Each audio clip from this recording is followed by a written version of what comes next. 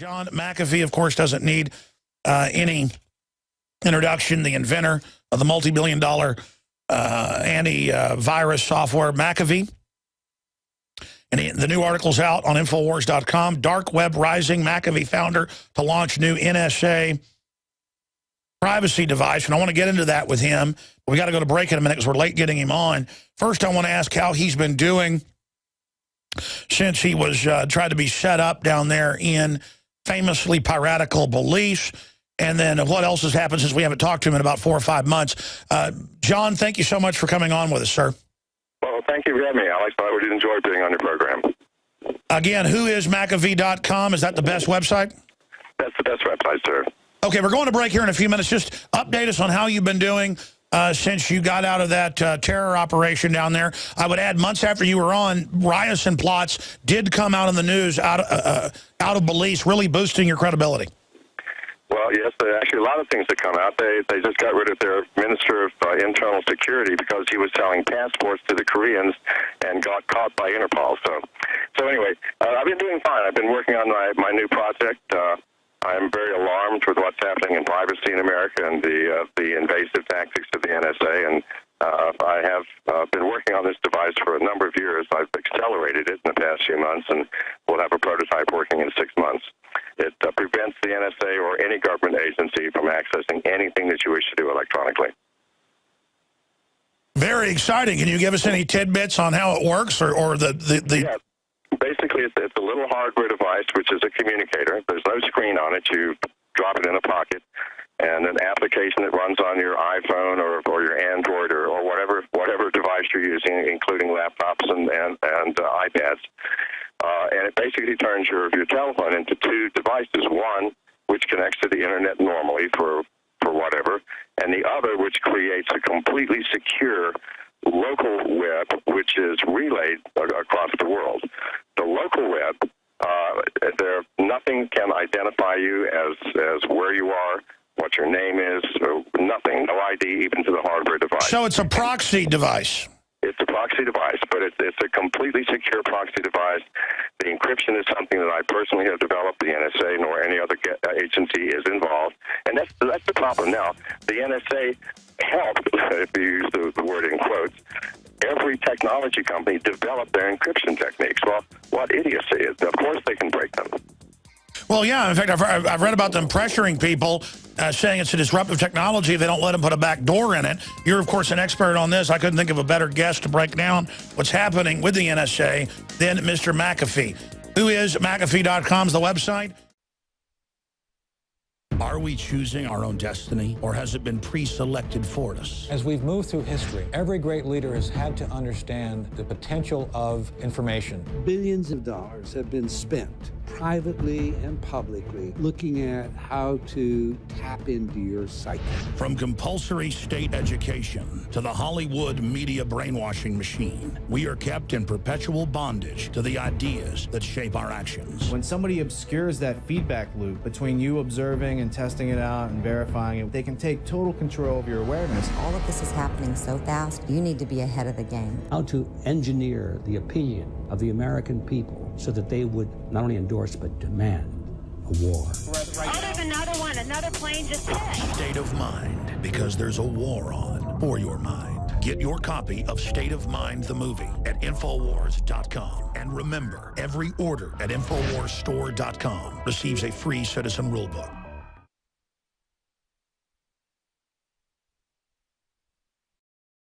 Well, one of the pioneers of internet security, worked for NASA, Xerox, then started McAfee.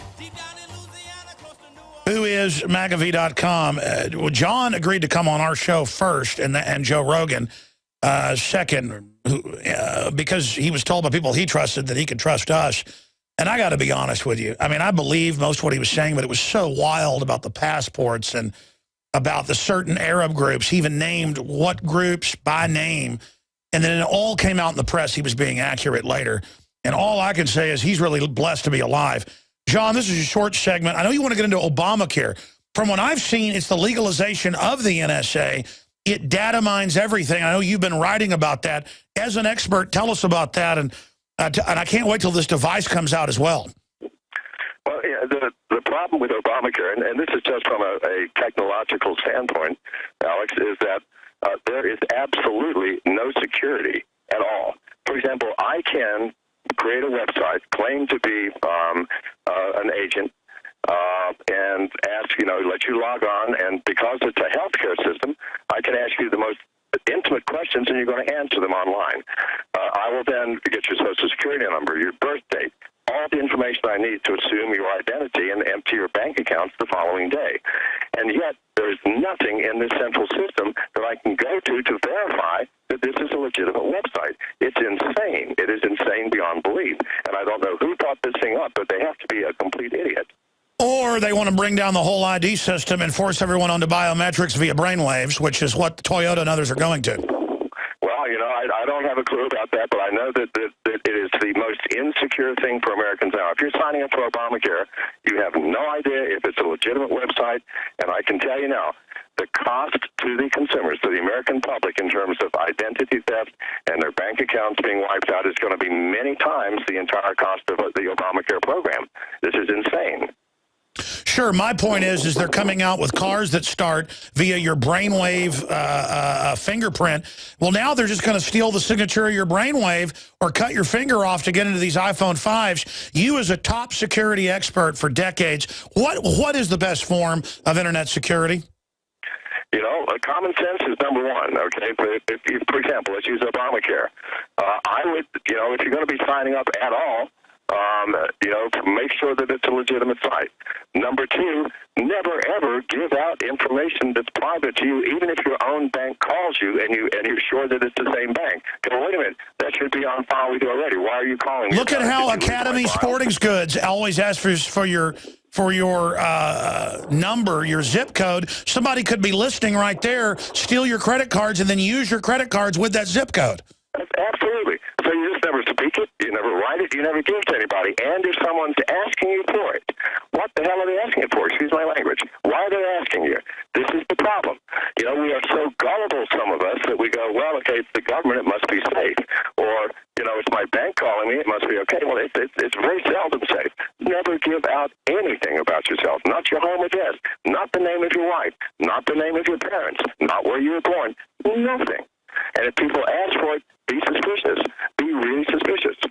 Well, you know how much is, obviously but for listeners, thieves all over the world now sit with scanners picking up all the cordless phone traffic where you're on the bank giving them all your info. That's how they're stealing all the identities. Absolutely. It's one of the ways they're stealing it in every sort of way. But now the government is actually one of the hackers, in my mind. I mean, they're wanting inside your head. They're wanting to know your intentions. They want to know who you're with, who your friends are, why you're friends with them. Something is seriously wrong here. Privacy, in my mind, is one of our unique and inalienable rights. The right to privacy we have lost as American citizens. We were all brought up to the Soviet Union, 1984, fiction, this nightmare. We're beyond 1984, aren't we, John? We're way beyond 1984. When it reaches the point that I can be in some remote part of the world calling another friend of mine in some remote part of the world, and our government is capable of listening in. Well, remember in 1984, there were actually safe parts of the world where there was no government spying. Well, that's not the case in this case. No matter where you are, you can be seen, watched, and heard. But then if I try to go to the NSA or my reporters do just to ask questions at the front gate, they flip out and act like we're terrorists. Well, also, you're probably going to get audited. Well, I mean, it just shows they want all their privacy from us, but we have no privacy. Absolutely. Ask the government what it's doing, and you become an enemy. Yet you try to keep the government from knowing what you do, then you become the enemy as well. It's like insane. There's no hope in the system until we regain some inalienable rights that are in our Constitution. Hello, this is Hank Hill, and I'm telling you what, you need to listen to Alex Jones. Yeah. Infowars.com. My judge, what is the secret of the universe? Infowars.com.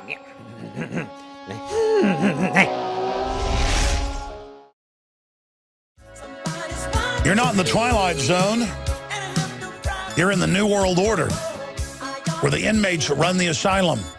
John McAfee is our guest. Who is McAfee.com.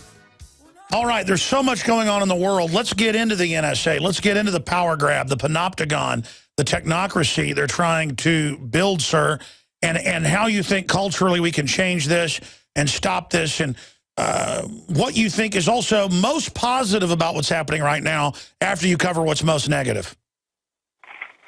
All right. I think the first thing I'd like to say is what's needed, Alex, is we need to stop being afraid.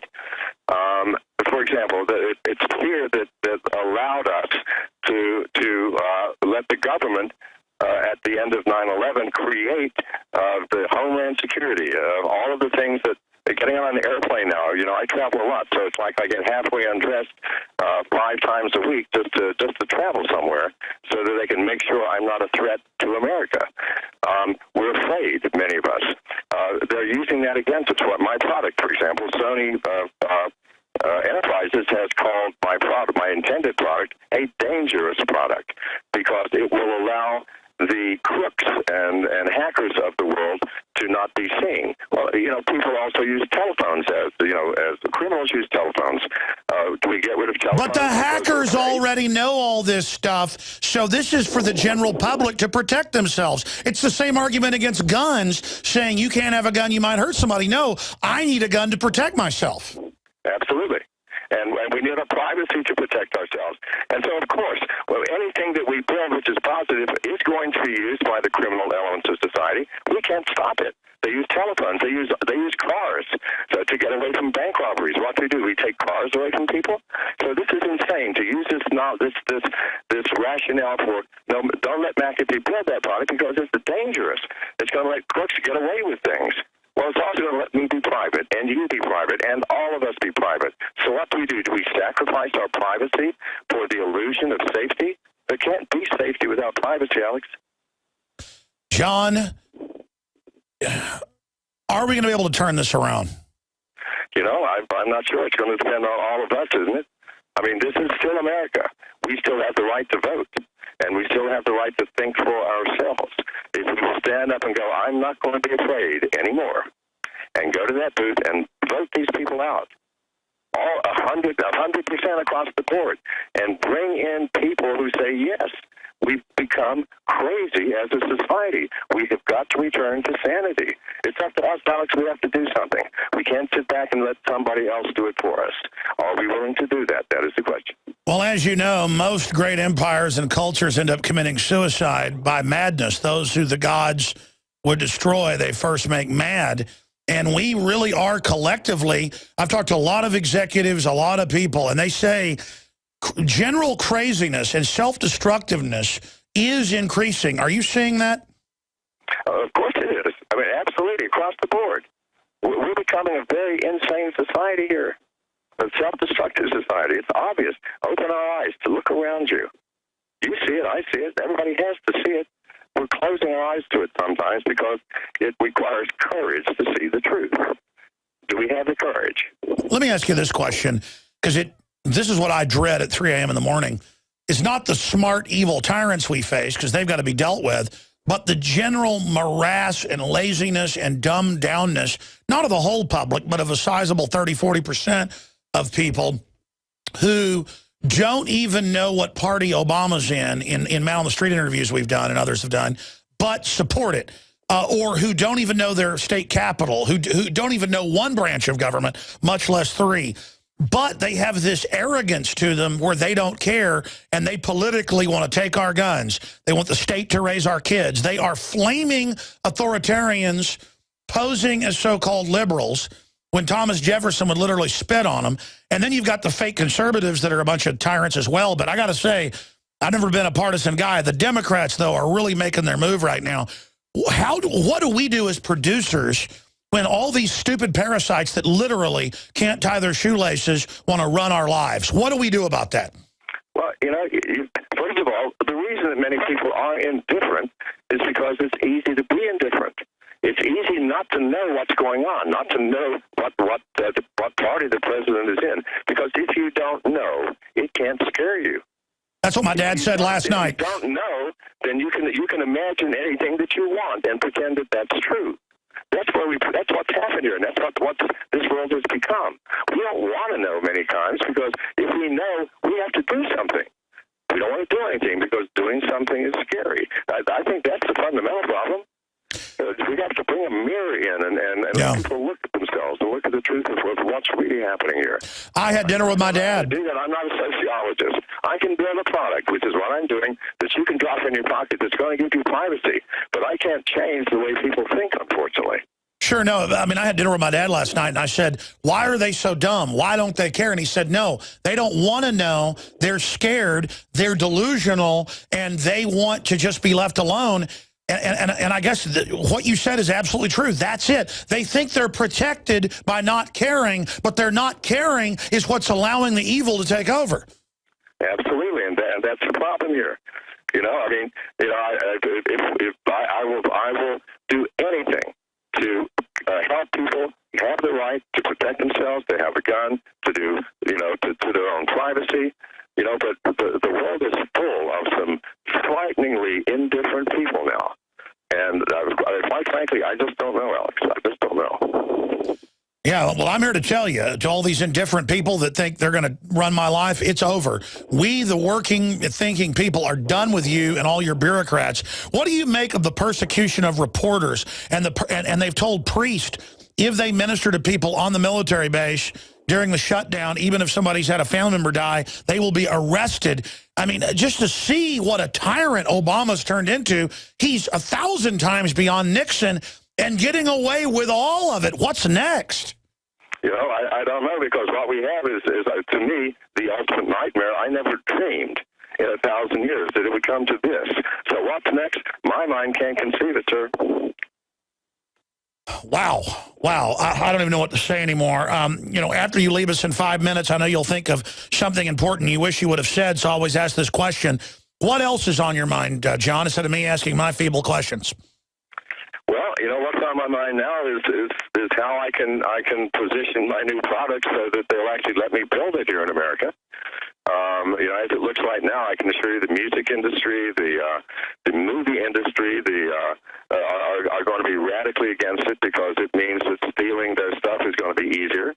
But, you know, get a clue. You know, if you're building something, look at the way the world is moving and protect yourself.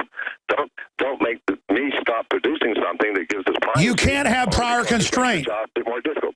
Yeah, you can't have prior constraint of everybody, like we can't have privacy because we might do something wrong. That's like saying your house has got to be glass because you might do something with your privacy. This is the essence of authoritarianism. That was my question I actually wanted to ask you, and I'd forgotten to ask. They're going to try to stop you and call it disruptive technology, but there's no way, I mean, that they can stop you because people really want this unless they kill you. Well, that's another issue, sir. It's, you know, people call me paranoid. Well, maybe, but, you know, I'm still breathing, and I think I have a good reason to be paranoid. I'm always out on the edge doing things that people don't want me to do. The government, I'm sure the government does not want me to do something which is going to make the NSA powerless to get into your life. Well, you know, they're obviously going to try to stop me legally by saying, well, what you're producing is not good. We're not going to let you do it. Well, then I'm going to produce it somewhere else. I'm going to sell it somewhere else. But the technology is coming because people have to have, without privacy, we have no individuality. We become a machine. I don't want that. You don't want that. And ultimately, the world will look at itself and say, wait a minute, we have gone crazy here, and things will change. Yeah, for those that don't know, sociologists, anthropologists, psychologists, historians all have found one element that is the most important for freedom and creativity, and that's privacy. Privacy, they don't even fully understand it, but if you don't have privacy, you're a slave. It's a very simple equation. Why is that, John? John McAfee, why do we have to have privacy? Why is it so important?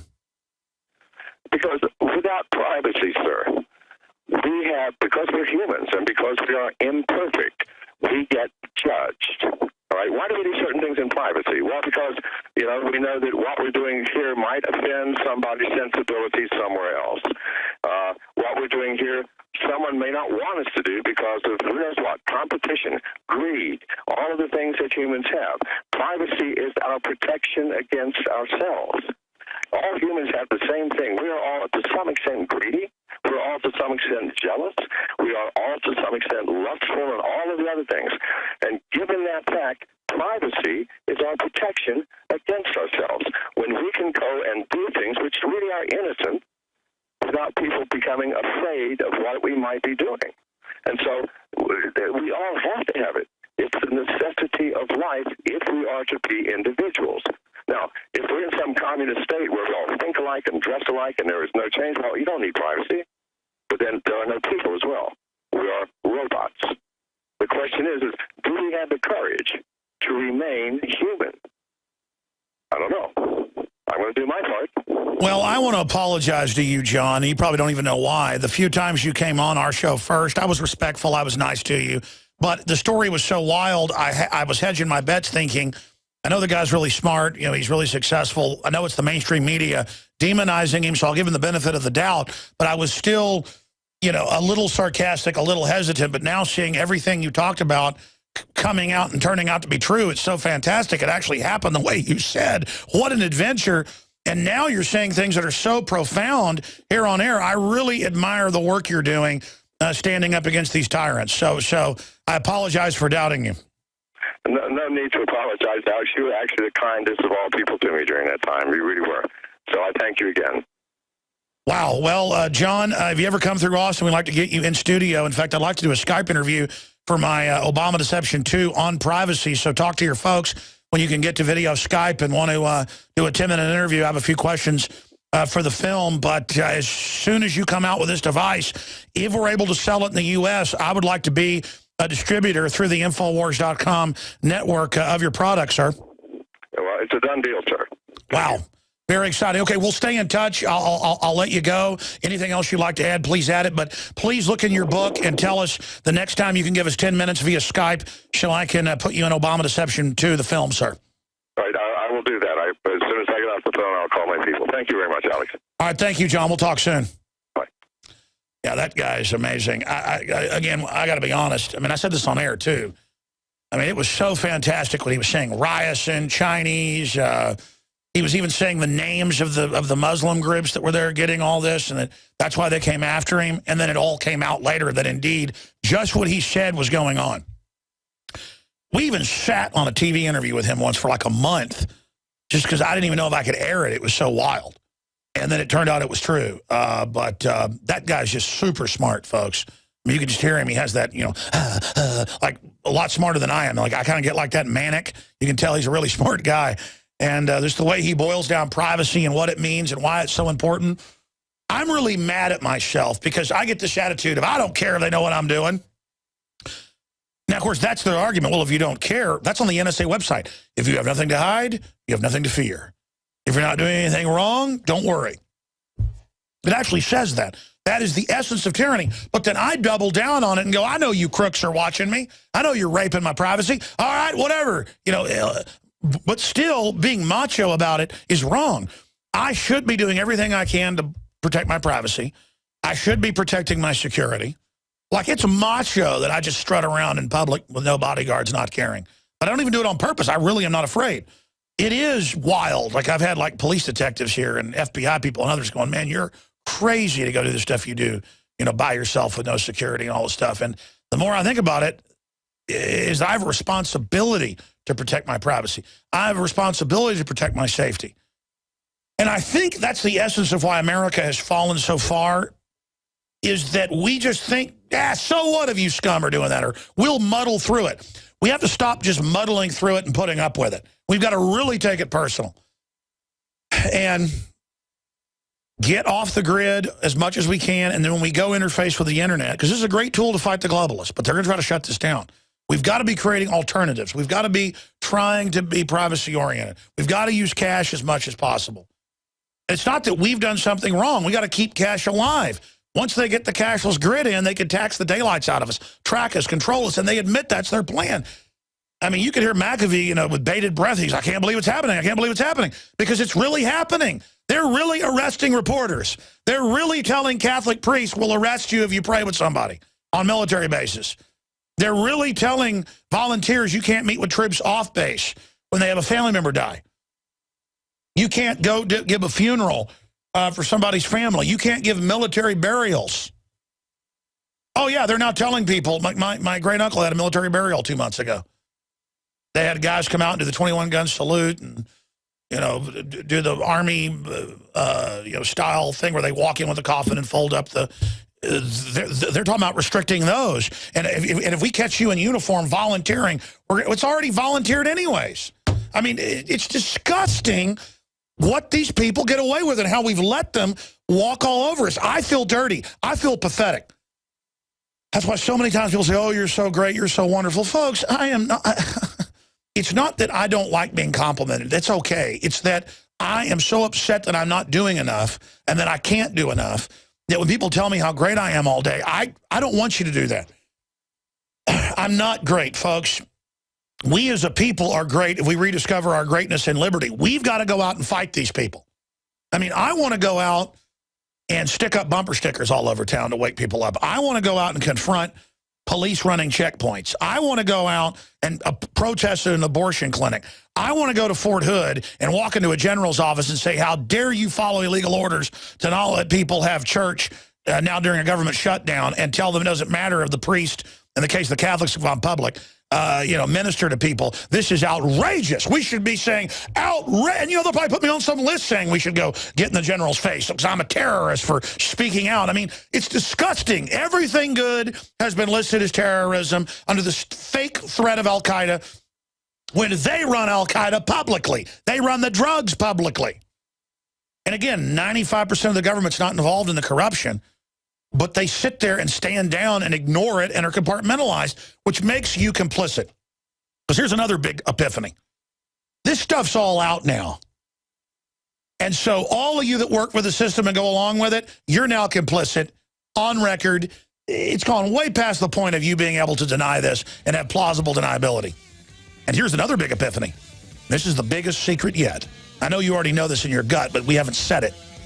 If they get away with all this now, with it being so naked, next they really are going to come arrest everybody and build giant death camps. Now I really believe that. I've always known it's a possibility. Now I'm sure. We have got the nastiest case of tyranny I've ever seen. God help us. Now you can watch Alex Jones live at Infowars.com/show. You'll find links to all of our content there and a free 15-day trial for Prison Planet TV. You can also browse the network, the Infowars Nightly News, and over 60 movies and documentaries all together in one place. You can watch the Alex Jones radio show live as it happened. So check it out, Infowars.com/show.